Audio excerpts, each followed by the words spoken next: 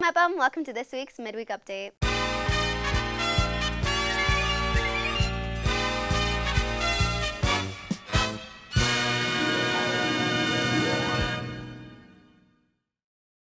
Hey Mepham, and happy Wednesday. Today, let's find out more about how the conflict in Ukraine is affecting the Mepham community, Take Week for the musical, and everyone's favorite, an all-new teacher feature. This and more as we check out what's going on this week on Midweek Update. I'm Marr. And I'm Anthony Hoffman. And welcome back to the Midweek Update, the B&B show that brings you closer to the people and places in and around the Mepham community. Hey Anthony, do you like musicals?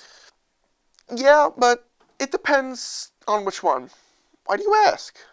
Because I love musicals. And as many of you know, this past weekend, Skull and Bones put on an amazing, and I mean amazing, performance of the musical Beauty and the Beast, directed by Mepham's very own Miss Siroff and Miss Demetrio. And let me just say, it blew me away. And you all did a great job. I came to see it on Friday, and honestly, I forgot I was watching a high school performance. It was incredible. It felt like I was watching a Broadway performance. It honestly did. And it got me thinking about how much time and effort they must have put into making the show happen. I never really thought about that. I mean, the students are definitely talented, but it probably took some time to get everything perfect. Yeah, all the finishing touches were put on during Tech Week. B&B Shane Hansen got to see the process of preparing for the final performances.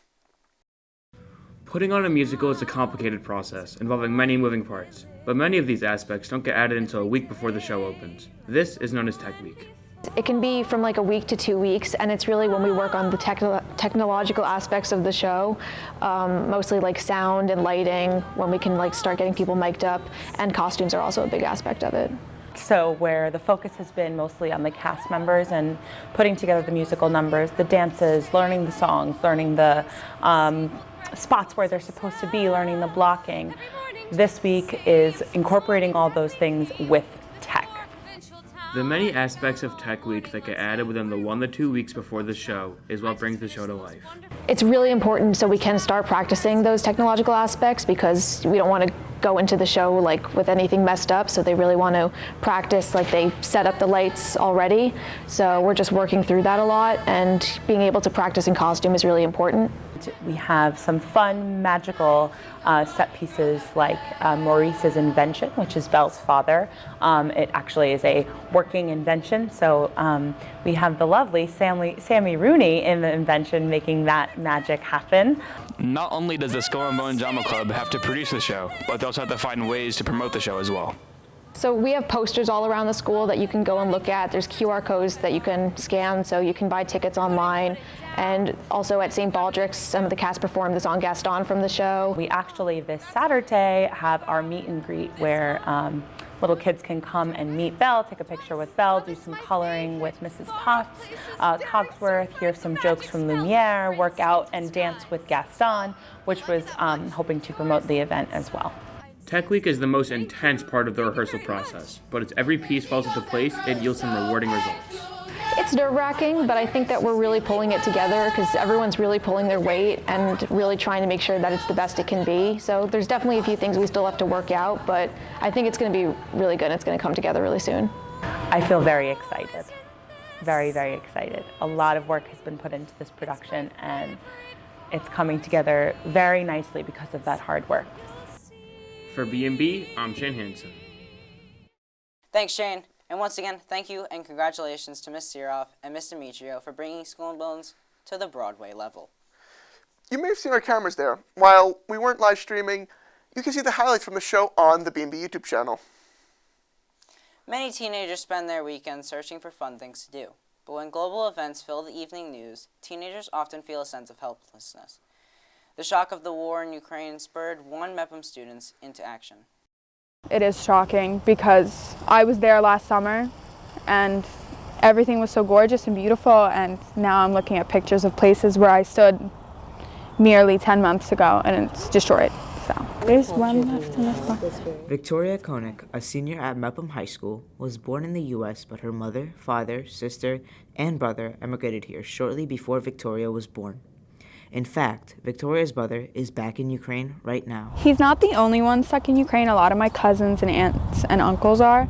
And it's honestly terrifying waking up every day. Victoria is not alone in having roots in Ukraine. Together with others in the local Ukrainian community, Victoria has been making pierogi, a traditional Eastern European dish to help raise money for relief efforts in Ukraine.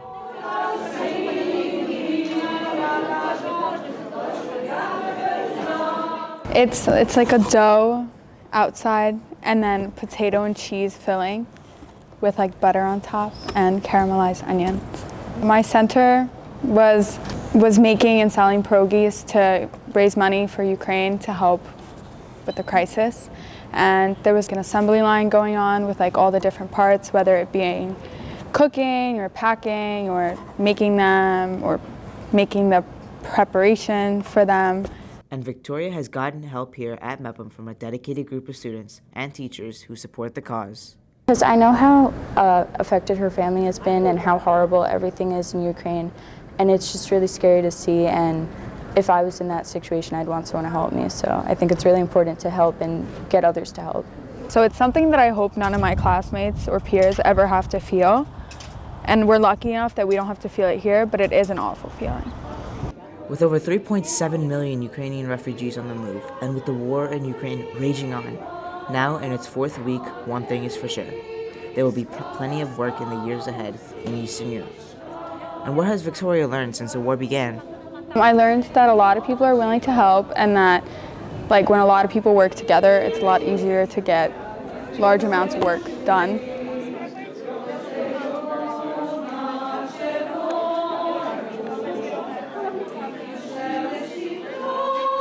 And what does Victoria want people to know about Ukraine? The Ukrainian people and Ukraine will not give up in this awful fight. They will 100% prevail and keep their land and their culture and their history. So I hope that no one in Bellmore or around the world is doubtful in their strength through this, and that everyone is nothing but supportive of the people, especially the innocent people, during these awful times.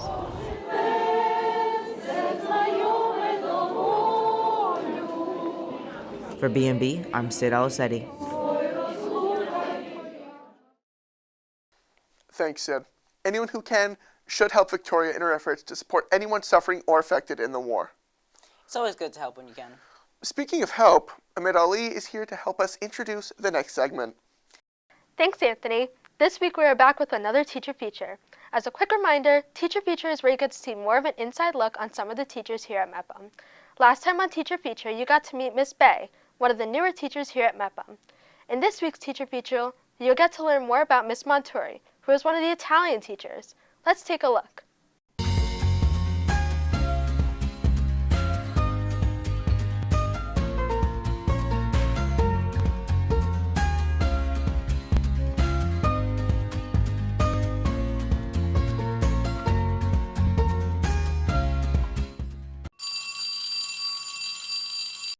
Have you ever wondered where the love of becoming a teacher has come from, or even where the thought of learning another language came from?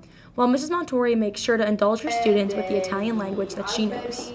I always knew I wanted to be a teacher, ever since I was a little girl, but my mother was born in Italy, and I lived with my grandparents, so growing up I only spoke Italian at home, and I just have such a love for the language and culture that I wanted to kind of instill that in my students. Learning a language may not always be easy to students, but that definitely does not stop Miss Montori from trying to show them a way to enjoy and learn the culture. If you ever pass by Miss Montori's class, you will hear her infectious enthusiasm that transfers to her students. You'll see not only her speaking in Italian, but her students speaking in Italian to her and one another. She uses a lot of different resources to get them hooked not only into the language, but into learning Italian culture as well. She is not just any teacher, not the teacher to sit back and make sure she is teaching a lesson. She has a lot of energy, and she really brings that energy across in the classroom as well as with our class activities and in the faculty room and just throughout the building. While still being a teacher, she is also a club advisor for the class of 2023. So, how does she advocate for the club, you may ask? So both of us are co-advisors in the class of 2023. We kind of do everything together, but for the most part, Mrs. Montori is the organized one. She is the one who's taking all of your orders for sweatshirts because she is very good at detailing all of that.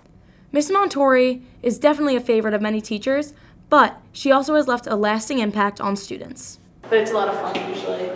And my favorite thing about Miss Montori is that she really knows how to connect to us, and she knows how to have fun, and we can all be ourselves around her. So, as everyone has described, Mrs. Montori is a brilliant, amazing, caring, and wonderful teacher.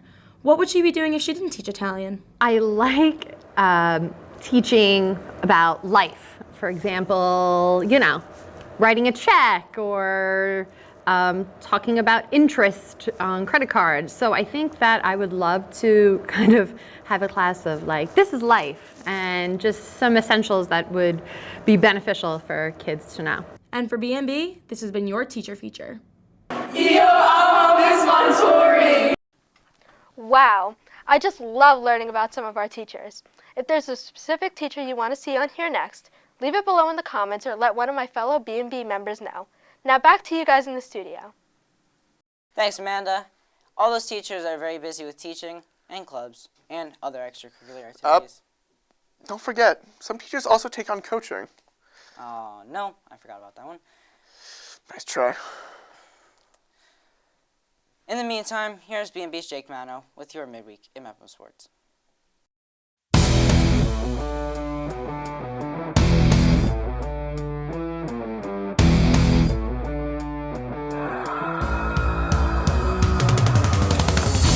Thanks, Ryan. It's finally that time of year. The spring season is finally heating up, unlike the weather outside.